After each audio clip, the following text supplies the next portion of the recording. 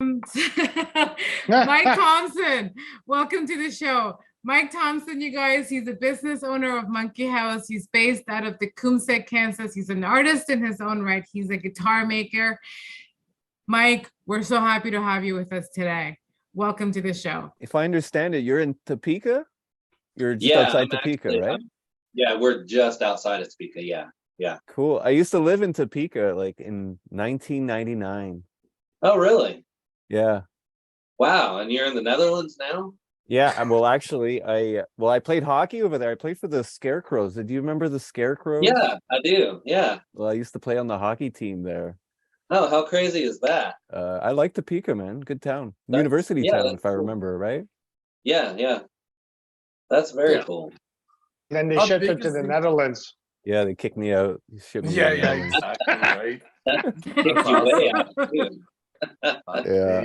Because, so, Mike, how long have you been building guitars? Oh, trying to think.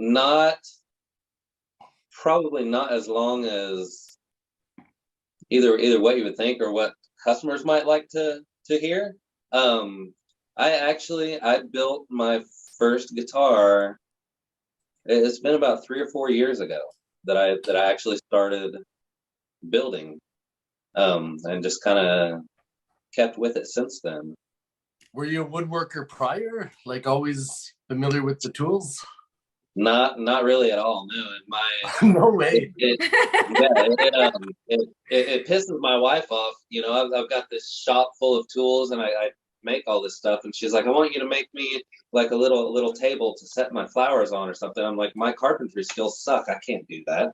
I don't know how to do that. You know, I can't build the simplest thing. My little shelves that I've built here in my shop, I'm sure anybody with any experience would look at them and be like, what in the hell?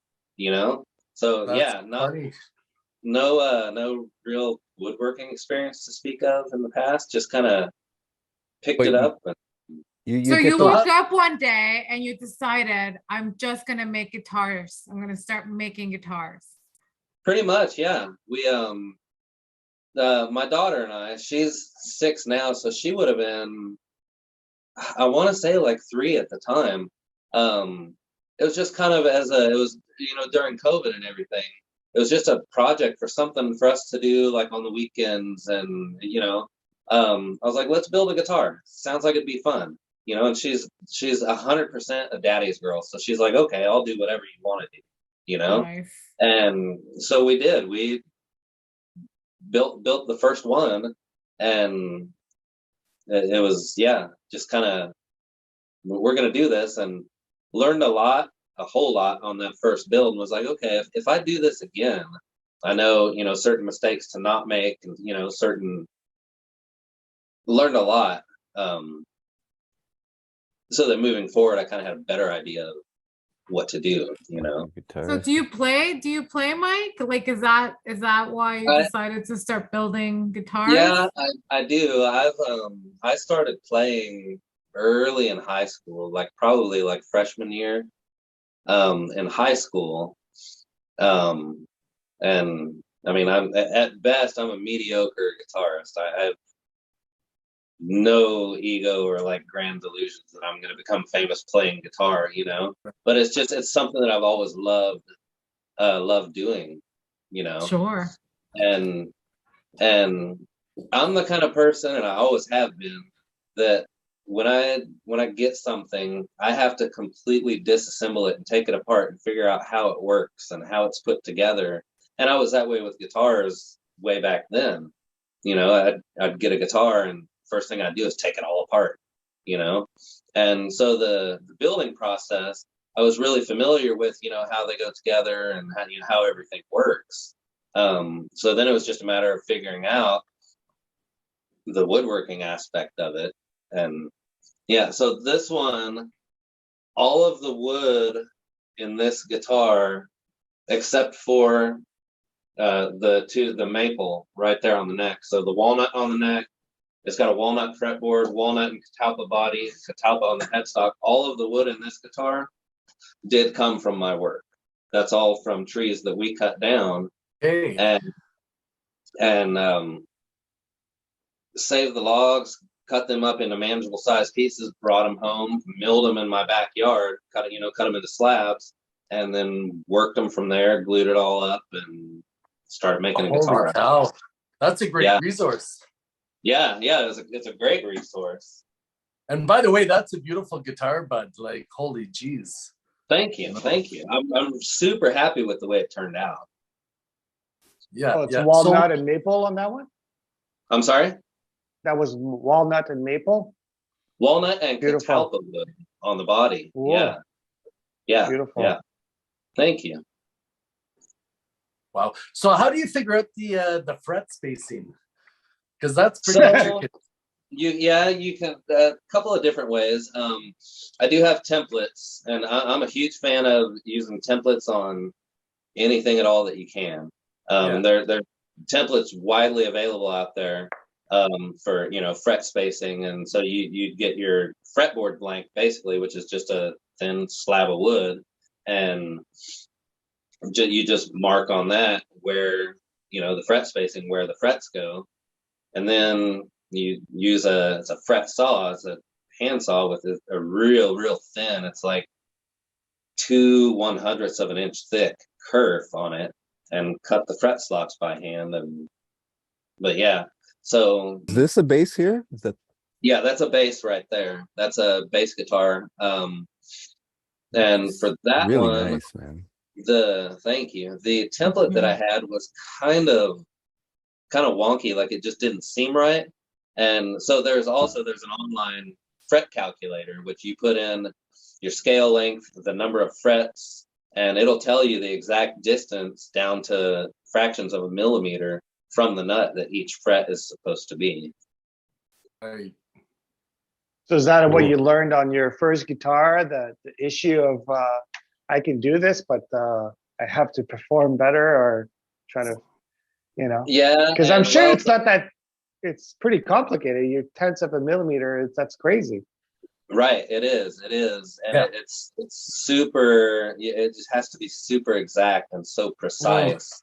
And for a long time, that's what I think kind of shied me away from wanting to do this, was the math involved and how precise everything has to be, and I was kind of, oh man, that sounds like a lot of work. I don't know if I could take that on. And like I said, once I got that first one out of the way, it was just like, okay, I can do this, Yeah. Right. Wow. That's Cool. So you good. made this electric here. They're crazy guitars. Nice. How long does it take you to make one? Like I get this asked one. that a lot. It really, so the short answer, it depends. Right now, the guitar that I'm working on that we're raffling off, this guitar would have been done 3 weeks ago, but I'm still waiting on tuners to arrive. I've ordered tuners online and got the first ones in, and they were the wrong ones because it's got a reverse headstock on it, and the tuners were for a regular headstock, so that way it wouldn't work. Right. So we ordered new ones, and now I'm sitting around twiddling my thumbs waiting for parts to arrive. Right. If I were to start a build 100% from scratch today and had every single part here, Right, depending on the finish would be the big thing that could kind of make or break that, because there's certain finishes it could take a month to get a finish done on it. But if it was something relatively simple as far as finish wise, and had all the components and everything here, I could probably crank it out, I would say, in under a month. Oh, that's Okay. pretty wicked. That's pretty wicked. That's So Wow. you do the painting there. You have a paint room and all, or what? No, so I don't have a paint room. I've done those 3 Ibanez replicas that I've built. That's all basically a rattle can finish, more or less. Did some kind of wild stuff on that multicolored one, but that's all just rattle can basically. I have made a connection to where I've got access to, and a guy that works in a auto body paint booth And I think that's the route that I'm going to go from now on. Instead of having to create my own paint booth here at the house, I can just, once I get a guitar finished and either painted or ready for clear coat or whatever, I can drop it off to him and a couple days later have it back and it's going to be perfect. So Outsource. yeah, absolutely. And I'm a huge fan of that because finishing,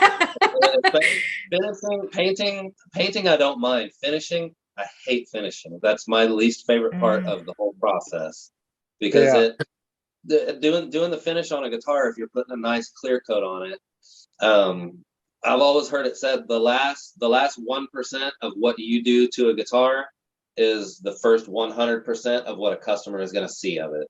And that last 1% is that finish. And if it looks amazing, slightly questionable and not perfect, they're going to see that right off the bat. That's amazing. Good. And it's true. It makes sense, right? You know, so with the, because with those final lacquers, there could often be many coats, correct? Oh yeah, absolutely. Even like with both of these, that bass and that other one that I'm working on now, they're getting a Danish oil finish and a different oil finish on the neck and the headstock. And that's the same way. I literally, because I'm in a holding pattern waiting on parts to arrive, come out here every evening after I get home from work and buff it all down to where it's just baby smooth and apply another coat and walk away and let it dry for a day and come back and just repeat the process over and over and over. Right. You know, it's where I've basically on these two now, on the necks at least, spent like a week already repeating that process over and over. So the different kinds of oils would react differently depending on the wood, or it absorbs differently. So what do you prefer, or what's better? Well, I don't know if I know enough to say what's better. I know one thing, one oil that I use, particularly on the neck, you know, for on the back of the neck, it's called True Oil. It's a gunstock finishing oil. And there's guys that'll use it for the entire finish on a whole guitar. And same way, you just apply it layer after layer after layer. But it's super easy to work with because you can build those layers up and fine sand them, you know, real smooth, and then polish it. And you can get a super high gloss off that oil, or you can do what I do. I like to use it on the necks because you can apply several coats, and as a couple coats dry, go over it with real fine steel wool, and then add another coat, and keep doing that. And then so once you go over it with that steel wool, it's just a super smooth satiny finish. It doesn't feel sticky or like painted or lacquered or anything. It feels beautiful, and I love the way the necks feel with that on there. That's pretty cool. Do you ever really apply a fingerboard on the neck, or is it always one piece like a Telecaster? Well, you know how some necks they have that actual the fretboard on top of the neck. You know what I mean? Yeah, like they're all that way. They all have that. Eh? Yeah, they're all that way. So when you build it, your fretboard is one separate piece of wood, and then your neck blank, it starts out, I don't even have one now to show you, as just a block of wood, you know, just a big rectangle of wood. And so there's a truss rod that runs the length of the neck inside underneath the fretboard, and you access it, and that you use that to adjust the string relief. It actually bows your neck, so it can get the neck adjusted where you need it for the action on the string. Was that tricky to figure out, the truss rod and getting the proper action? It's a lot of trial and error, and the more you do it, a lot of that part of it though kind of came natural to me because I had been playing for so long prior. Right. So I kind of already knew about getting the guitar adjusted and getting it set up, you know, to the way that I wanted it. It over years of playing, kind of already learned that. So that was nice, not coming into this completely ignorant and blind, you know, kind of already had that knowledge. That's do so that. But wicked. yeah, So what Yeah. what are the models that you prefer to work with? oh, I don't know yet. I mean, this Telly style build was really fun. Um, and I kind of really simplified it. Just in as far as when I put the controls on, so there's just a small cavity routed there under that for the controls to sit in. The output jack usually would be, on the edge of the guitar. And so at that point, when I was putting it all together, I'm always kind of wanting to do something different, something a little that isn't like every other guitar out there. And so I got to looking at it, and there was the hole for the volume and the hole for the tone. And I was like, well, why don't I just drill another hole and put the tone there and put the output jack on the front of it, So the Telly style build is kind of fun in that aspect. Just being able to do different things, simplify it. I love building that super strat, that Ibanez style, that shape. Right. I love building those and getting the carves and the curves in the bodies on those. And I kind of did that on this bass too, kind of in a way on some of the curves, kind of emulated those. One build I've got coming up here, as soon as I get one of these two out of my shop, I'm getting ready to build, and it'll be the first V style build that I've built. Oh, you're doing a V? Nice. Yeah, I am. And so this V style guitar, there's this band out of the UK called Slay Dougie, and they play kiddie metal, like children's songs that are metal. If you haven't heard them, when you get a chance, you've got to look these guys up and listen to their songs. What's this band's name? That way their name is Slay Dougie, SLAY Dougie, DUGGEE. And so online, I want to say it was during COVID, when all that was going on, got acquainted with their guitarist. And him and I just kind of corresponded back and forth here and there over the last several years.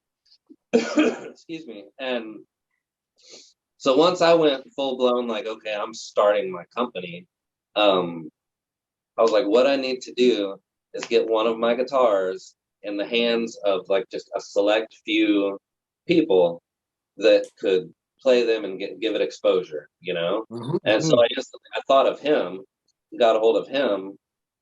And so I'm getting ready to start this V guitar for him that I'm going to ship it to the UK and get it in his hands. He's going to record on their YouTube channel a bunch of playthrough videos of all their songs with that guitar. And then once he's done doing all the videos, auction the guitar off for a children's charity. Which Nice. that was his idea. And I thought that was just awesome to do. So I was like, hell yeah. So yeah, this guitar, I'm really excited to start that build because I've come up, I don't want to give anything away on this build yet because I'm dying for the reveal of this guitar. But some of the ideas that I've got for this guitar, this thing is going to be just an absolute eye catcher. Like it's going to look insane when it's done. We'll have to have you back on there at some point. Facebook, and we do have a TikTok, and I try to post stuff on there occasionally, but I feel like I'm too old to learn TikTok, My wife. Same here. Get your daughter. TikTok for hours. It's your daughter, yeah. Yeah, and I'm like, how do I post a video on here? They're like, oh, I don't know, figure it out. Cool. I like your logo. It's good, man. Thank you. Cool. Yeah, dig it. What's the deal with Monkeyhouse? Where did that name come from? So Monkeyhouse, that actually came from kind of a combination of things. So my nickname in one form or another has had to do with monkeys ever since I was a kid. So that's always kind of stuck with. I've got a monkey tattoo on me. Excuse me. But I was at work one day. talking about like the catalpa wood that I used on that Telly build.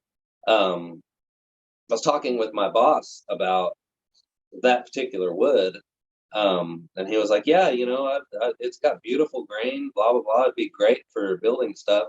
He's like, "I had a couple slabs that I had milled and had stacked in my garage, you know, sitting there drying.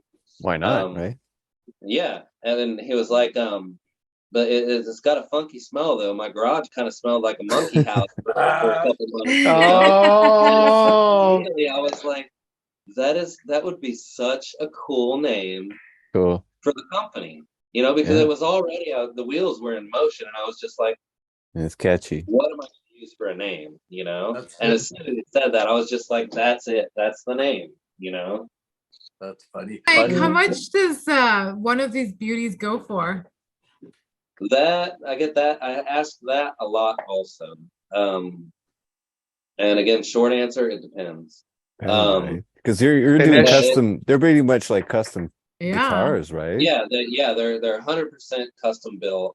And it really how much it costs depends on how much somebody wants to spend on one. Right. It depends on what components, what bridge, what hardware, what pickups they want. Pickups and the bridge are the two things that can wildly fluctuate the cost of a guitar. And shipping too, I guess. Right. I mean, pickups alone, you could spend $30 for a set of cheap, shitty humbuckers to slap in a guitar, or you could spend $300 on a single pickup to put in a, Yeah. you know. So Wow. the Okay. cost of it, yeah, the pickups, and then like I said, the bridge. That's the two things that can really fluctuate the cost. I've always kind of wanted to make it a point with my guitars to, yeah, they're custom, and yes, I spend all kinds of time working on them, but I wanted to keep them on the affordable side of things, because you can get online and there's 1,000 different custom builders, you know, they're building custom guitars, and you know, selling them anywhere from, you know, $3,000, $5,000, $6,000 a piece, you know. Crazy. And who can afford that? Yeah. You Right. know? yeah. I know there's Not no way. me. I try to keep my guitars between the 1,000 and 2,000, 1,500 range, somewhere around there. Like I said, depending on what components they're wanting put into it. Sure. So before we let you go, I'm just curious. What kind of music are you into? Like, what's your you're into the country, like Oh man, what's the deal? you would never know from one day to the next if you walked into my shop what music I might have on. On a given day, you know, Yeah. I would say probably 90% of the time I'm just blasting metal out here while I'm working. But in Kansas, it's country music is like number one, right? That's Or a is that myth. changing? That's a myth. No. Yeah, it's Oh, it's changing. a like- myth. Oh, No, but absolutely. I remember going out in Topeka, and it was always like the country bars we'd go to. Country right? bar, sure. Well, you're Yeah. going to a country bar. That's true. But yeah, I mean, Your buddies were it- bringing you to the wrong place, bud. Yeah, I guess so, right? I'm a big fan of